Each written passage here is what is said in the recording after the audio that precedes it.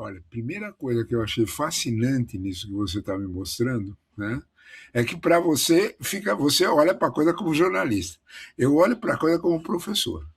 Isso é uma mão na roda para mim.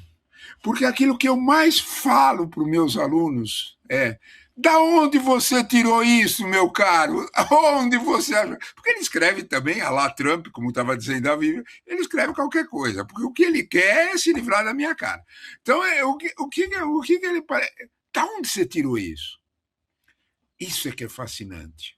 Vocês habituam a construir, não é o pesquisador, é o sujeito que não acredita em qualquer lorota que lhe é contada. Isso é que é bom desse projeto.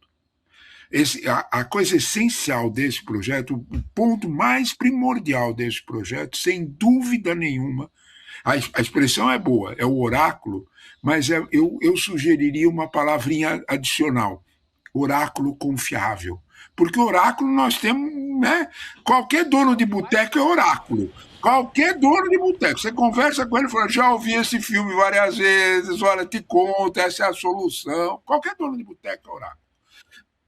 Oráculo confiável é isso que você está falando. Da onde veio essa informação? Veio de tal fulano que tem tal referência, que tem tal. É isso. Né? Isto ajuda muito, não é só a criar o pesquisador. Isso ajuda muito a criar o sujeito que não quer ser enganado. É esse o ponto. O ponto central da IA, né, ela é muito útil, eu gosto, tudo mais, é que ela não dá esse pulo do gato, que é exatamente que tipo de informação, que tipo de fonte eu tenho para essa informação. Quando você fez a pergunta para mim, né, eu fiquei todo contentinho quando você leu ali, eu falei: opa, era o que eu também penso. Né? O estado mais ameaçado, está certinho ali, o estado mais ameaçado não é um estado grande, não é um estado forte, né? Que o único estado que realmente pode pôr a cara com os Estados Unidos e é ameaçado é a China. Só que cada vez que os Estados Unidos se metem com a China, ele queima a mão e tem que voltar para trás, porque o Xi Jinping, né, dá uma olhadinha para ele, como diz, ridículo. Né? Então ele tem que voltar para trás.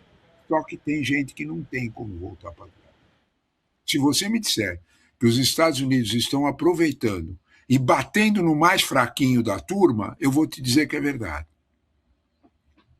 É Cuba.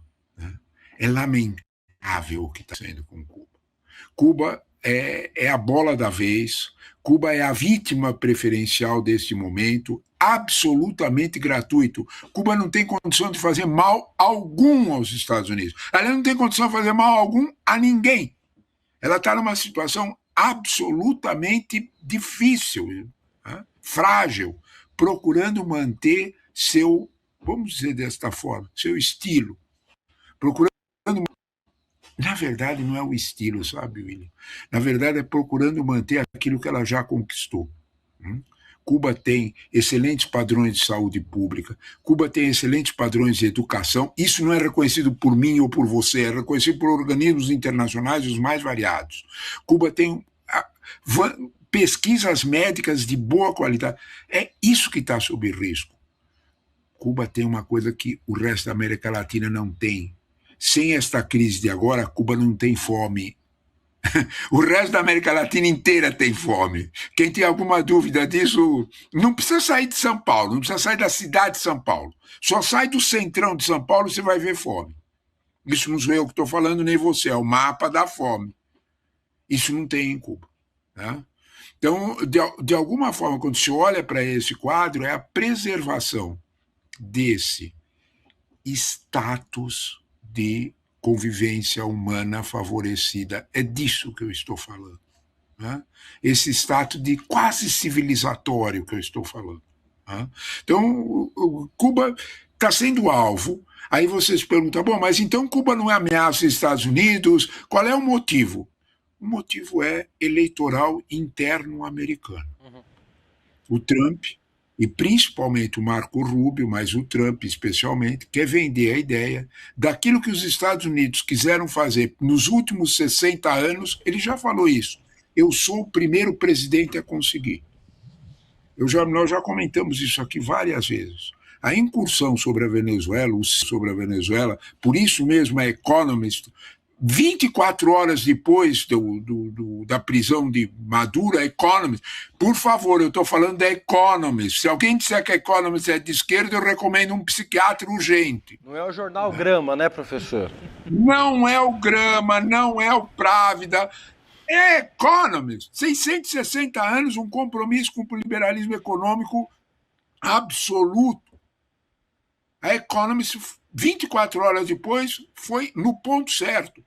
Não teve captura alguma, foi entrega. Não teve ação heróica alguma, não teve feito militar algum. Desculpe, é mentira.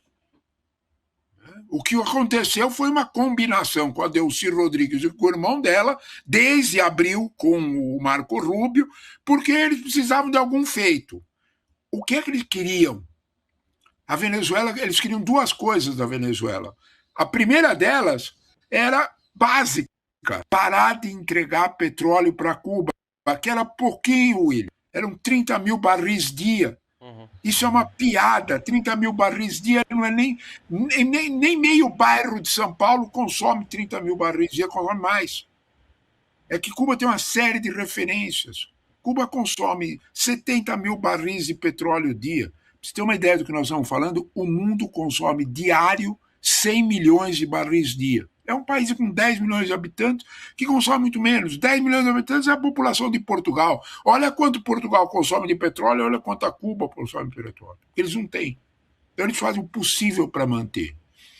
O que os Estados Unidos queriam, e aí os Estados Unidos e Trump, era forçar um colapso político e econômico em Cuba.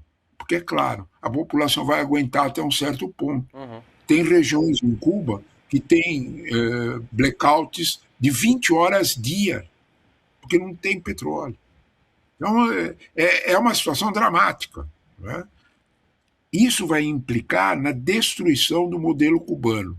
É exatamente isso que Marco Rubio quer. Porque Marco Rubio está calçando a sua candidatura presidencial e o próprio apoio na eleição de novembro da derrota de Cuba, do colapso de Cuba. Não é nem derrota, porque Cuba não está brigando com ninguém, é colapso, sozinho. Né? O oráculo funcionou exatamente como a minha cabeça. Foi direto no ponto. Né? Eu até fiquei contente. Falei, pô, eu estou certo, olha lá, o oráculo, né? O oráculo marcou a mesma coisa. Porque quando você me perguntou o que eu ia te responder, o maior inimigo hoje é Cuba. Que é o inimigo mais fácil, o inimigo menos problemático para certo avançado. Né? Olha, você me desculpe, é que a ideia é tão boa do oráculo, a ideia é tão interessante pela fonte, que eu acabei falando muito, mas o alvo disso, né, é exatamente você oferecer fonte e pegar um problema como esse de Cuba e conseguir entender do que você está falando. É uma iniciativa realmente valiosa.